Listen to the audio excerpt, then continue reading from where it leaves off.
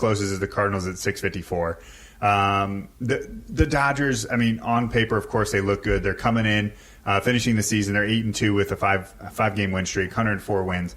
They look good. Now, what concerns me about the Dodgers is in that tight game when they're going to need a closer, and their bullpen to shut down some games has been suspect as of late. Yeah. Their offense carries them, but in October that doesn't always play. So that would be my danger call to the Dodgers is are they able to get through their bullpen and closer and shut the door on some games to go deep into the playoffs. And that's just a market that's going to carry a lot of pressure. Agreed. A lot of pressure in L.A. So I would hate to be on a bullpen for the Dodgers and you have to keep a game close to 1 or 2 runs. It's gonna get in your head. It's going to be tough. Yeah, it would be really tough. Oh, yeah.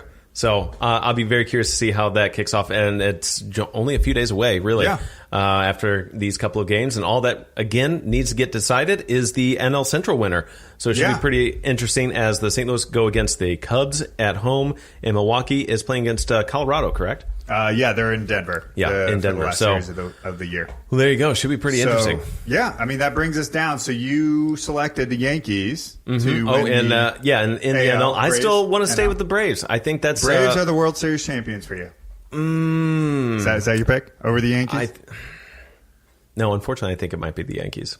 Okay. I'm also sticking in the AL. It's going to be the Houston Astros over the Dodgers in 7. And I only say unfortunately because it's another team they've had a lot of World Series success. I would want the Braves emotionally over the Yankees any day. That's all. That's how I mean that. So you and your pick though, you said the Dodgers? Houston Astros over the Dodgers in 7.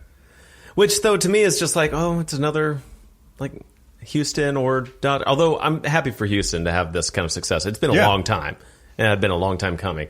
The Dodgers, though, they've just been there. They've been there, and they're not doing that it. Perpetual team that hasn't gotten over the hump. They're fortunate to still have that kind of window open for so long. I just feel like, though, if they haven't done it now, when's it going to be, and is this the time? I remember earlier in the 2000s, or later before like 2010, 08 to 10, I believe that was around when the Tigers were pretty successful, along with the Rangers around that time. And they showed up, I think, 2 years in a row to the World Series and just couldn't do it. And then you move on, and then I'll look at them. They hardly are a 500 team, or worse if you're Detroit. I was going to say Detroit's well below 500. Oh, yeah, definitely. But the Dodgers, I mean, they just hang in there. So they're doing something right to get into the playoffs. What is that special spice that they're missing? There's one item. Oh, okay. I was going to say, what do they have that the others don't is a lot of money. Right. That's obviously, what they have. naturally.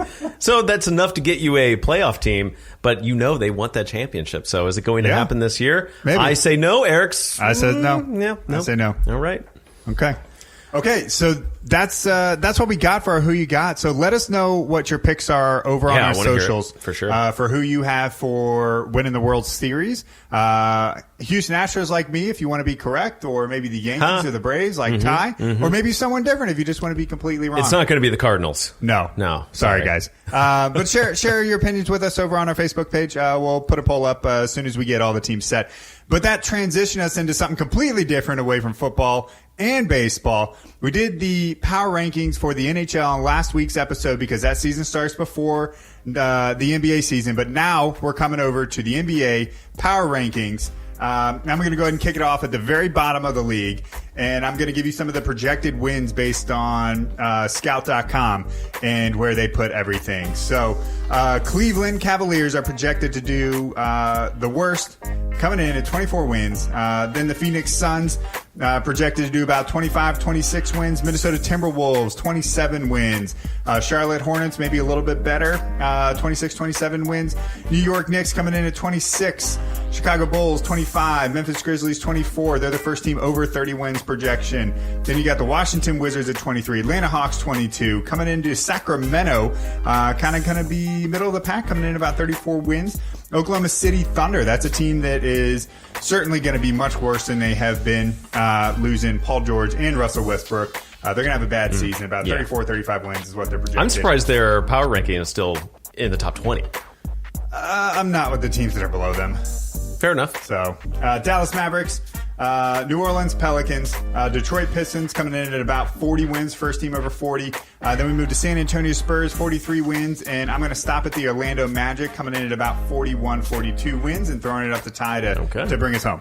Yeah, the Portland Trailblazers are still going to keep their winning ways and likely wind up in the postseason once again at 43 wins this season. Projected for the Brooklyn Nets at 13 is going to be 44 to 45 wins, and you're looking at another 43 wins for the Miami Heat, sitting at number 12 on the power rankings. Toronto Raptors, after winning the championship, but they did take a big loss without Kawhi Leonard being up there in the north, but they still are projected at 46 to 47 wins.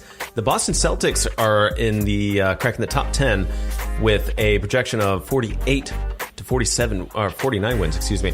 On that one, number 9 going to the Houston Rockets with 49 wins expected, and the 50-plus wins go to Utah Jazz at number 8, and the Indiana Pacers at number 7 with a 50-51 projected win rate, and Golden State probably moving down a little bit than what we're all always used to. However, they've had quite a bit of shakeup, and looking at number 6 right now with still 50-plus wins, so of course still a strong team and likely to make postseason. But the Denver Nuggets, looking at that at the top 5 spot with 52 projected wins, and Philadelphia 76ers still looking good with a but without Redick and Jimmy Butler, they're kind of expected to not be as successful as last season, it looks like. But we'll see. Philadelphia with 52 to 53 wins. Number 3 is going to Los Angeles Lakers. They have some new talent besides, of course, King James still out there in the West. So it's going to be interesting with 51 wins projected. And so they'll be a tough team, I'm sure, throughout the season. But another tough team and a tougher expected at number 2, the power spot. At the Milwaukee Bucks at about 54 wins, and the Los Angeles Clippers just across town from the Lakers at the number 1 spot. What do you think of that, Eric? 55 wins? I'm okay with it. They added Kawhi Leonard and Paul George to a team that was already pretty good. Last year they were 48 and 34, so I could see someone like Kawhi Leonard and Paul George being capable of adding 10 wins to the team. So yeah, I'm comfortable with it. Well, time will tell. We're going to touch base on the basketball season for sure throughout, and give you the standings and talk about some of the games that are coming up there, because that season's right around the corner. Yeah, it is. It's about, 3-4 weeks away? Less than that. Probably less than that? Okay. October.